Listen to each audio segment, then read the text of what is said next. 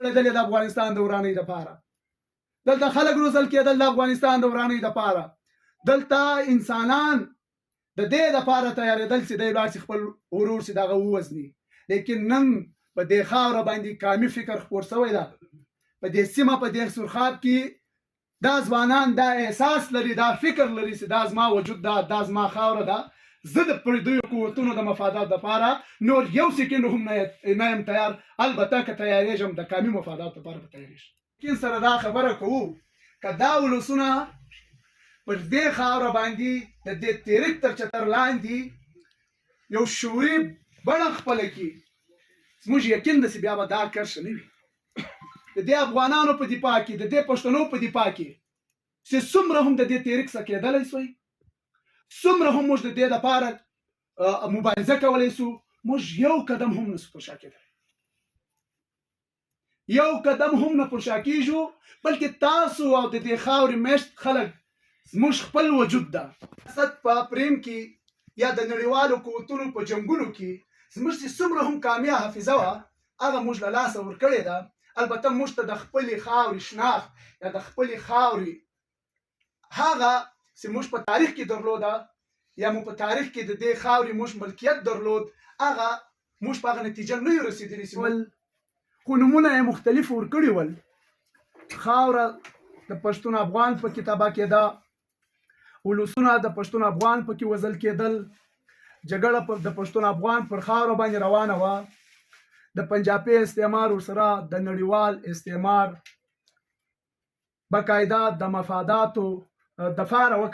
وکارېدله که هغه کورني دشمنان دي که هغه بهرني دشمنان دي د دې خاورې د دې ولسونو د هغه پر خلاف به باقاعده شعوري فکري او ورسره جسماني مبارزه او جګړه کوو بسم الله الرحمن الرحیم تر ټولو د مخه تاسو ټولو ته افرین او شاباس وایو یقینا د سرخاب په سیمه کې په دې کلي کې تاسو د فکر ته رسېدلي یاست د دې کامي تحریک سره اوږه په اوږه ودرېږي یقینا دا ډېر غټ فکر ده او تاسو د داد مستحق یاست البته کامي کارونه دي اجتماعي کارونه دي د دې دپاره به په دې ریجن په دې خاوره میشت ټول پښتون افغان سره غونډېږو بیا کولی شو چې موږ د نړیوال استعماري قوتونو څخه او د پنجابي استعمار د استبداد ظلم څخه ځان او راتلونکی نسل چې دا هغه وژغورو ملګرو پر کومه خاوره پر کومه سیمه پر کوم کلي کې چې موږ ولاړ یو یقینا د افغان خاورې او د دې سیمې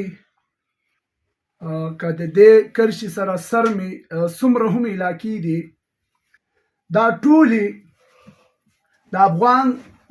خاورې پر ضد باندې یا هلته د جګړې تر جګړې دپاره چې څنګه استعماري قوتونو د پاکستان په کومک باندې وکاروله د دې زما په فکر باندې چیرې مثال نه پیدا کېږي دا سرخاب دا پښتانه افغانان دا د دې خاورې میشته خلک دا یې د نړیوالو قوتونو د مفاداتو دپاره په افغانستان کې ورسره په دې خطه کې د مختلفو جګړو دپاره وجنګول خو نومونه یې مختلف ورکړي ول خاوره د پښتون افغان په کتابه کې ده ولسونه د پښتون افغان پکې وژل کېدل جګړه د پښتون افغان پر خاوره باندې روانه وه د پنجابي استعمار ورسره د نړیوال استعمار باقاعده د مفاداتو دپاره وکارېدله خو البته نن بیا موږ یقینا له تېرو شپږو کلونو څخه په دې خاوره باندې یو تحریک وجود پیدا کړ موږ نن دومره توانېدلي یو چې د دې ځي ولسونه د دې خاورې ولسونه د دې قامي ګټې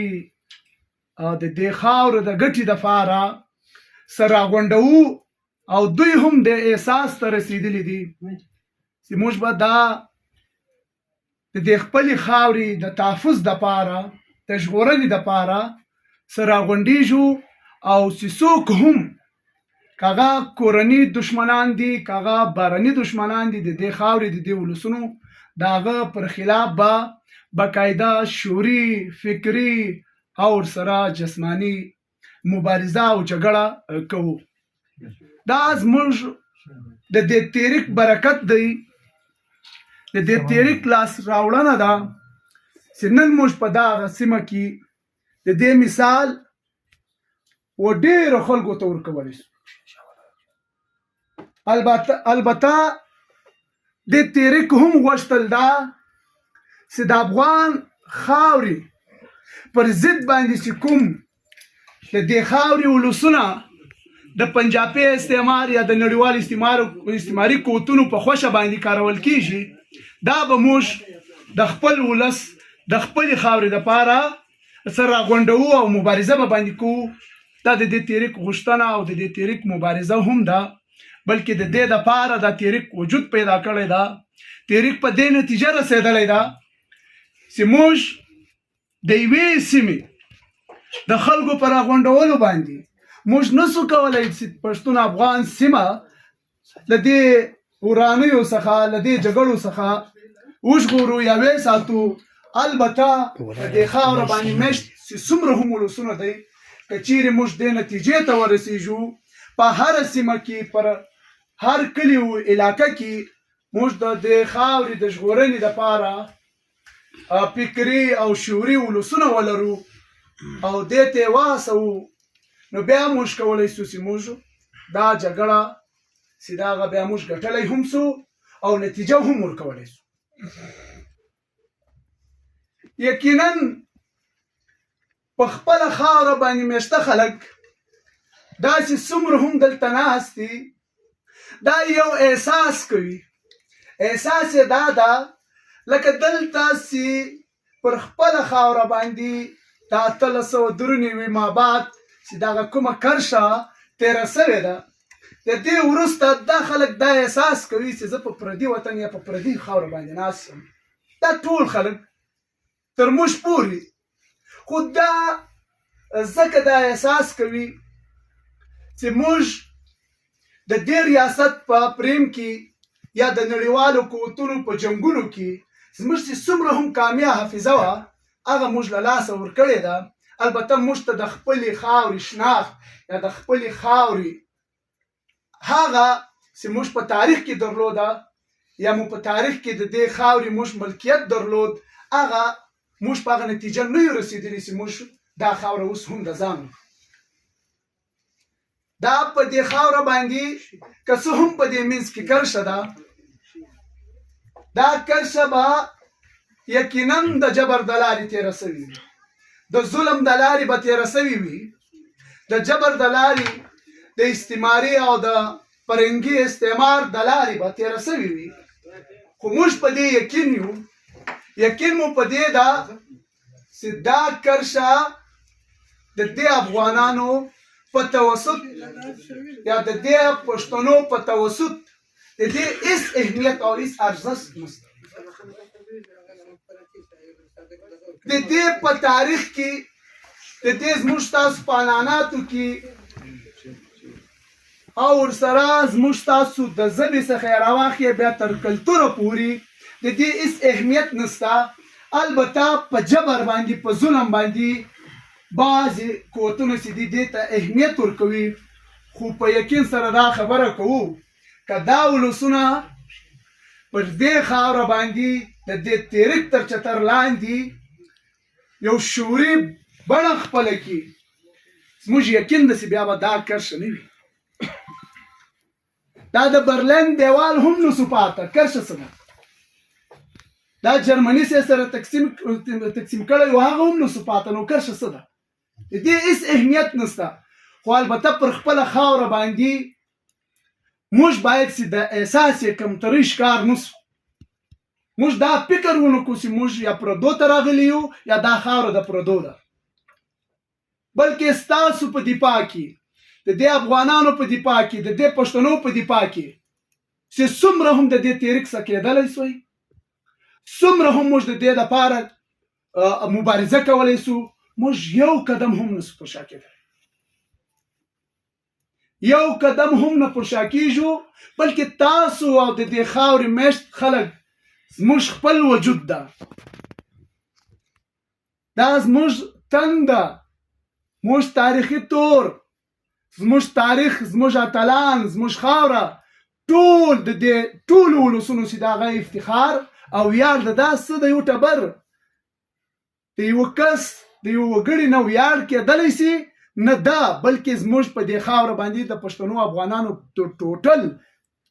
چې څومره هم اتلان تیر شوي دي، څومره هم زموږ تاریخ ده، دا د دې ټولو ټبرونو دپاره ویاړ ده او افتخار ده، او د دې افتخار دپاره، د دې ویاړ د ګټلو دپاره له موږ څخه حرکت غواړي. موږ به حرکت کوو، موږ به مبارزه کوو، موږ یوازې د مبارزې د لارې کولی سو چې هغه نفسیات چې موږ د لاسه ورکړي دي هغه رازبندي کړو، هغه تاریخ چې هغه د جبر د لارې له موږ څخه ورک شوی د بیرته یې رازبندی کړو،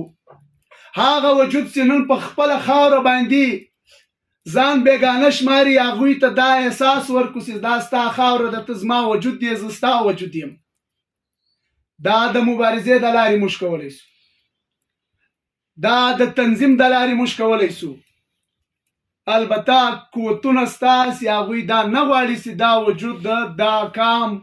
د دې قام ټبرونه دي په یوځای سره کښېني، یو احساس دې ولري، د دې خاورې د دفاع دپاره دې مبارزه وکړي، یا د دوی خپله حافظه چې د هغه دې رازبندۍ کړي. خو نن چې موږ دلته څه وینو، یقینا د تحریک برکت، یقینا د دې مبارزې برکت، یقینا زموږ د تحریک د شهیدانو برکت، یقینا زموږ د ملګرو د جیلونو برکت، یقینا زموږ د ملګرو د وهلو ټکولو چې دې ریاست کوم جبر ورسره کړی دی د هغه برکت ته چې نن موږ تاسو په دې سرخاب کې سره راغونډ سوي. دا سرخابه دلته ډلې جوړېدلې د افغانستان د ورانۍ دپاره، دلته خلک روزل کېدل د افغانستان د ورانۍ دپاره، دلته انسانان د دې دپاره تیارېدل چې دی لاړ چې خپل ورور چې دغه ووژني. لیکن نن په دې خاوره باندې قامي فکر خپور شوی ده، په دې سیمه، په دې سرخاب کې دا ځوانان دا احساس لري، دا فکر لري چې دا زما وجود ده، دا زما خاوره ده، زه د پردیو قوتونو د مفادات دپاره نور یو سکند هم نه یم تیار، البته که تیارېږم د قامي مفاداتو دپاره به تیارېږم. دا ډېر غټ احساس ده، او دا د دې تحریک په مرسته یا د دې تحریک د مبارزې د لارې چې دا موږ دې ته رسېدلي یو. خو په اخري کې یو وار یقینا یو وار بیا تاسو ته آفرین او شاباس وایو. دغه لاره دا مبارزه به دوامداره ساتو، دا به تر یوې ورځې پورې محدوده نه کوو، دا به تر یوې ګنټې پورې محدوده کوو نه، بلکې د دې دپاره به هڅه کوو، کوشش به کوو چې نور هم پراخ سو، نور هم تنظیم پراخ کو، ولسونه له ځان سره وتړو، له دې تنظیم سره وتړو. بیا هغه اوږد مزل، بیا شاید موږ په ډېرو لنډو ورځو کلونو کې چې د هغه سفر چې د هغه وکړو او خپل مرام ته ورسېږو. که په دې کې موږ کوتاهي کوو، د خپلې ونډې کار نه کوو، دا اوږد مزل دا به نور راسه اوږدېږي. هغه هدف، هغه مرام او هغه د دې ولسونو احساسات، د دې ولسونو غوښتنې چې دی هغه به له موږ ته نورې دته په دغه کې راسه ورکېږي او دا مزل به نور اوږدېږي. نو که څوک هم د دې خاورې چې څومره هم ولسونه دي، که هغه غواړي چې دا مزل چې د هغه